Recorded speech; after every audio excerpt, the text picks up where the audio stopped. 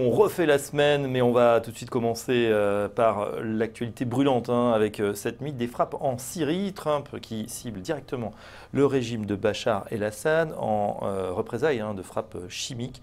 C'est ce que n'avait pas fait son prédécesseur, malgré la ligne rouge qu'il avait mise en place. Qu'est-ce que ça va changer sur la scène internationale et les conséquences pour les marchés? Alors, plusieurs choses. La première, c'est sur le plan économique, on voit des réactions épidermiques du pétrole, de l'or. Mais voilà, c'est juste parce qu'il se passe quelque chose au Moyen-Orient. La question est effectivement politique.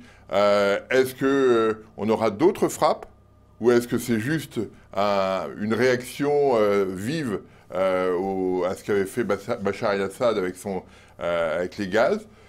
Est-ce que c'est un objectif international ou est-ce que c'est un objectif interne? Parce qu'on a très vite vu tous ces opposants au sein des Républicains converger vers lui. Et donc il y a une opération politique interne qui est très forte vis-à-vis de sa majorité, vis-à-vis des Américains.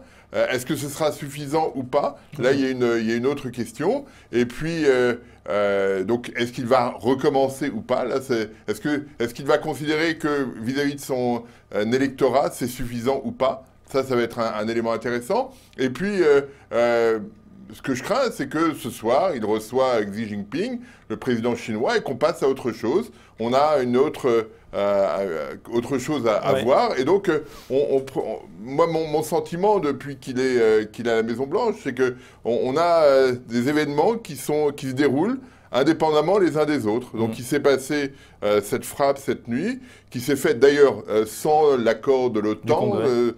Tout le monde, Trump a réagi tout seul sur ce point, sans accord international, même si tout le monde a été prévenu.